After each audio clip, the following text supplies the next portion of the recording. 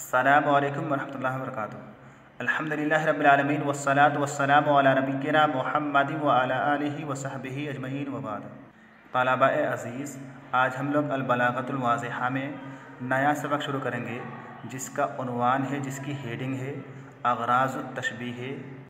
तशबीह के अग़राज़, तशबीह के मक़ासिद कि एक चीज़ को दूसरी चीज़ से तशबीह क्यों दी जाती है, तशबीह देने का सबब क्या होता है, वजह क्या होती है, क्यों एक चीज़ को दूसरी चीज़ के मुशाबिह करार दिया जाता है।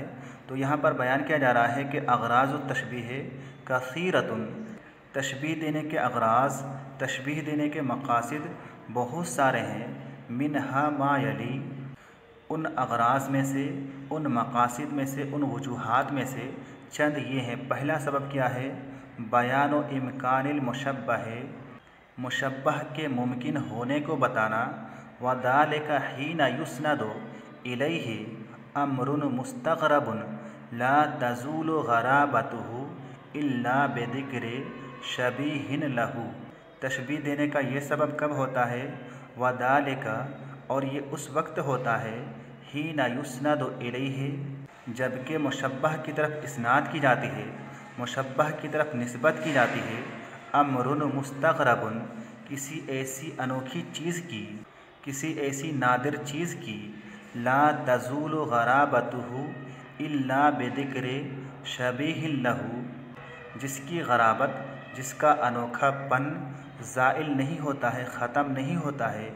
इल्ला बिज़िक्रि शबीहिन लहू, मगर उसी वक्त जबकि उसके शबीह को, उसके मिस्ल को ज़िक्र किया जाता है, बयान किया जाता है।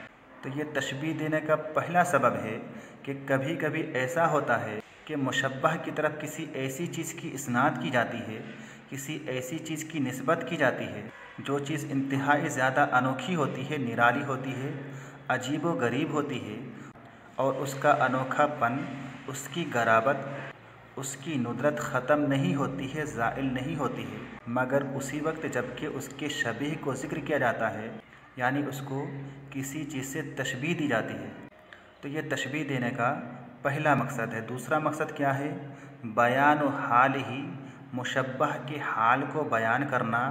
व दालिका हीनमा यकूनुल मुशब्बहु गैर मारूफ़ सिफ़ति क़ब्ल तशबीह फ़युफ़ीदुहु तशबीह अल वस्फ़ा।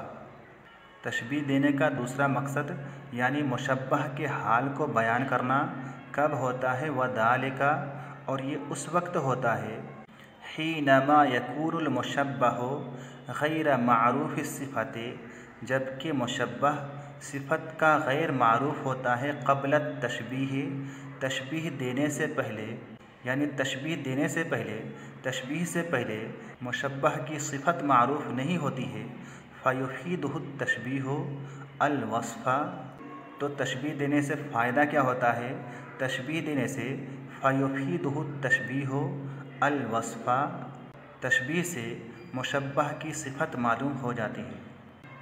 तो ये तशबीह देने का दूसरा मकसद है कि मुशब्बह के हाल को बयान करना, जबकि तशबीह से पहले, तशबीह देने से पहले मुशब्बह की सिफ़त मालूम नहीं होती है, तो तशबीह से मुशब्बह का वस्फ़ मालूम हो जाता है।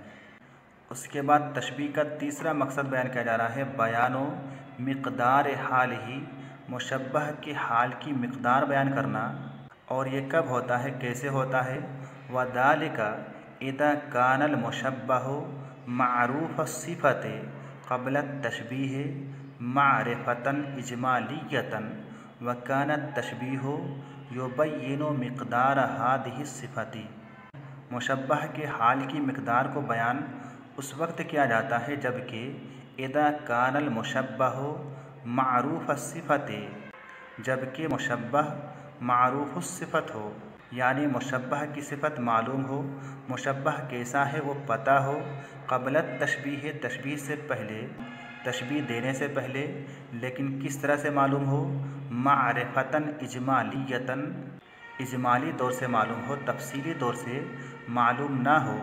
व कानत तशबीह युबय्यिनु मिक़दार हादिहि सिफ़ति, और तशबीह क्या करे, इस सिफ़त की मिक़दार को वाज़ेह करे, इस सिफ़त की मिक़दार को बयान करे। तो जहाँ पर तशबीह देने से पहले मुशब्बह की सिफत इजमाली तौर से मालूम हो, तफसीली तौर से मालूम ना हो, वहाँ पर तशबीह देने का मकसद ये होता है कि उस तशबीह की वजह से मुशब्बह की सिफत की मिक़दार मालूम होती है। उसके बाद तशबीह देने का चौथा मकसद बयान किया जा रहा है तक़रीर व हाल ही, कि मुशब्बह के हाल को साबित करना, मुशब्बह के हाल को पैवस करना, बिठाना। ये कब होता है, किस तरह से होता है?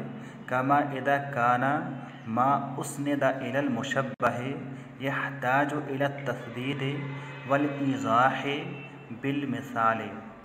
मुशब्बह के हाल को उस वक्त साबित किया जाता है जबकि कमा इदा काना मा उसनिदा इलल मुशब्बह, जबकि मुशब्बह की तरफ किसी ऐसी चीज़ की इस्नाद की जाए, किसी ऐसी चीज़ की निस्बत की जाए, यहताजु इला तस्दीद, जो कि साबित करने का, जो कि जहन में बिठाने का मुहताज हो, ज़रूरतमंद हो, वल इज़ाह, और वाज़ह करने का मुहताज हो, ज़रूरतमंद हो, बिल मिसाल, मिसाल के ज़रिए।